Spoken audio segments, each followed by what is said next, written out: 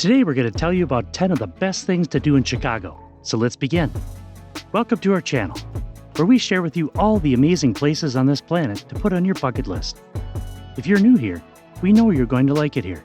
And if you're a subscriber, thank you for coming back. Without further ado, here we go. Chicago, also known as the Windy City, is a fantastic city to explore. It's a bustling metropolis that doesn't feel as suffocating as New York City or Tokyo, with just as many sights and attractions for you to explore. So hold on to your hats and dress warmly during the winter, because we're about to show you 10 of the best things to do in Chicago. And be sure to stay till the very end, because we'll give you some insider tips too, because we actually lived in Chicago for several years. Number 1. Visit Lincoln Park Zoo for free. Free is always good, especially when traveling, so we recommend a visit to Lincoln Park Zoo. It's one of the last free zoos remaining in the US, and there are over 1,000 animals for you to meet, all living on 35 acres of ground for you to explore. As you've guessed, the zoo's main attraction is its animal inhabitants. They have mammals such as beavers and bears, birds, and reptiles. If you're lucky, or time your visit well, you might even see adorable baby animals during your visit. Overall, it's easy to see hundreds of animals in a single visit, especially if you have kids. And if you missed any of the cutest animals, you can always come back for free. Number 2. Hike along the Lakefront Trail. Chicago has an 18-mile lakefront path that runs along the entire east side of the city. It's a beautiful place for walking, biking, or running, also while enjoying the tranquility of Lake Michigan on one side and the Chicago skyline on the other.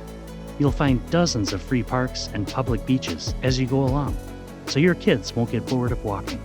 The path recently underwent a major renovation, adding separate bike and pedestrian lanes. Now everyone can enjoy the trail without causing an accident. Want to take it slow and soak in the environment? There are plenty of benches around, so feel free to sit and watch what people are doing. Lots of pop-up art installations also appear throughout the year, so you always have something to admire when walking. If you continue walking along this path, you'll eventually find yourself at Lincoln Park Zoo. Now how's that for a kid-friendly activity combo? Number 3. See The Bean at Millennium Park. A Chicago visit without taking a photo of the bean or taking a selfie near it is incomplete. It's almost like a rite of passage to see the bean, officially named Cloud Gate, in the Millennium Park. But that's not the only thing you'll find there. Millennium Park is a 24.5-acre public park that's quickly becoming one of the most popular spots in Chicago. It's home to the free weekly concerts at the J. Pritzker Pavilion, the serenely beautiful Lurie Garden, and of course, the Bean. It also offers public art installations, alfresco dining spots, and bridges leading you to various attractions. During the winter, the area becomes an ice skating rink. The best part? It's free to get in. If you take one of the bridges connecting you to Maggie Daly Park, you'll eventually see the Lakefront Trail, where you could admire Lake Michigan. Number 4. Surround yourself with art pieces at the Art Institute of Chicago. If you're an admirer of impressional art, then a visit to the Art Institute of Chicago should be on your itinerary. Filled with 300,000 artworks from every era imaginable, this museum will cater to a wide range of art fans. They have famous pieces on display, such as Andy Warhol's print of actress Elizabeth Taylor, George Soros' A Sunday on the Island of the Le Grand Jatte, and most of Georgia O'Keeffe's pieces. As if the paintings weren't enough, there's also a medieval armory with suits of armor, swords, and crossbows. You could find these past the museum's Renaissance section. And if you go to the lower level, you'll find the Thorne Miniature Room. It contains 68 American, European, and Asian architecture and furniture recreations, represented at a 1:12 scale.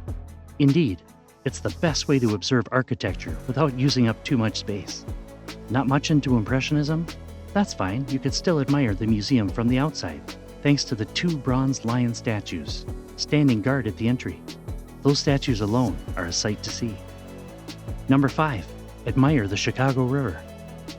You might be thinking, why bother with a river when there's a grand lake nearby? That's because a riverside walk or a riverboat cruise allows you to unwind from the hustle and bustle of Chicago. The river gives you a moment of serenity as various skyscrapers surround you.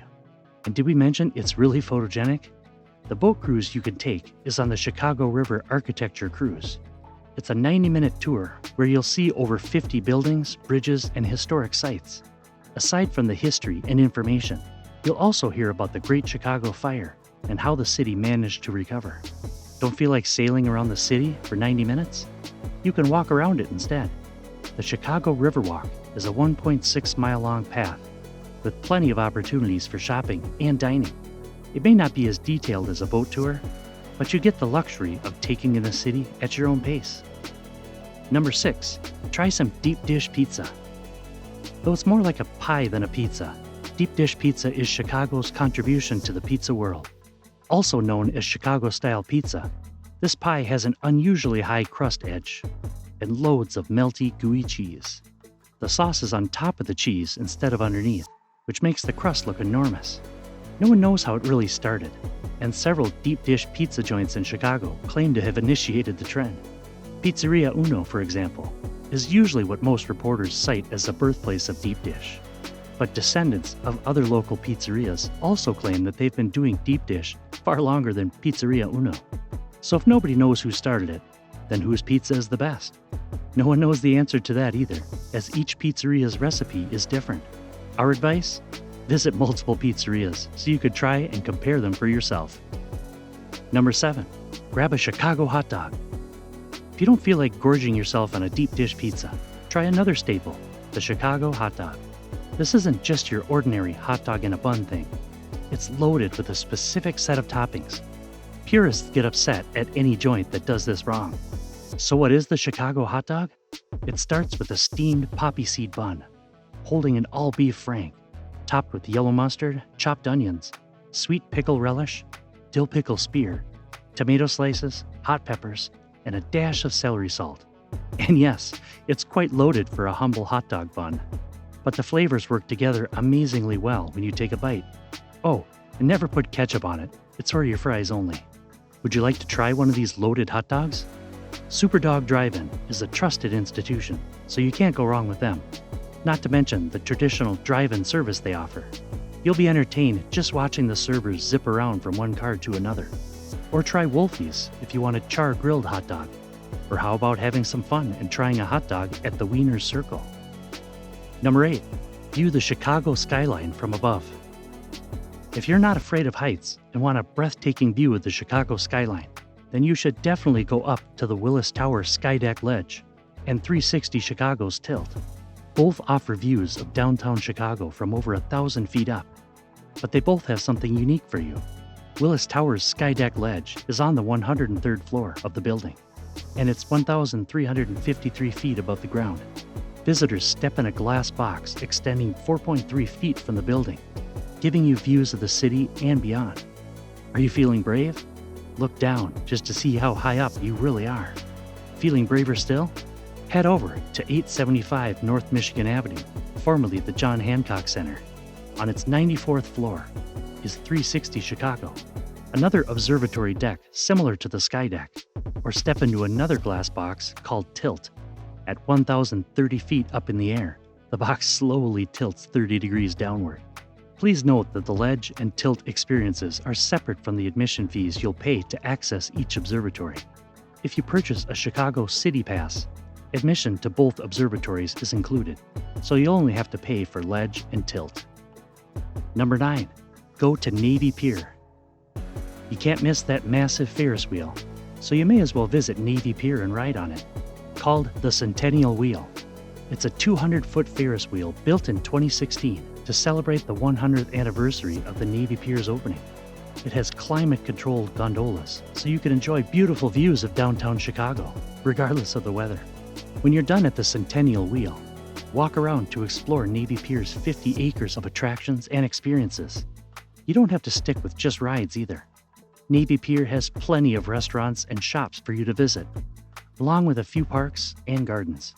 There's a reason why Navy Pier is Chicago's second most visited attraction every year, after the Art Institute.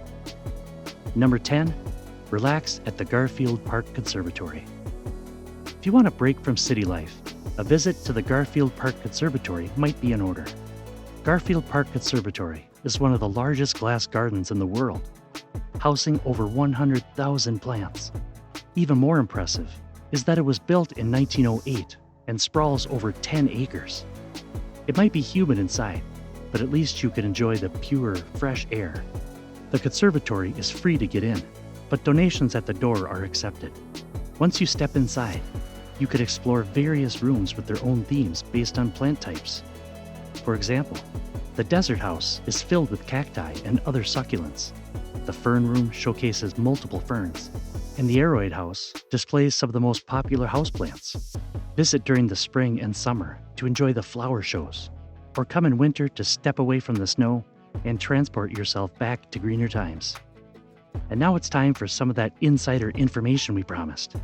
Did you know that Chicago has 7 options for public transportation?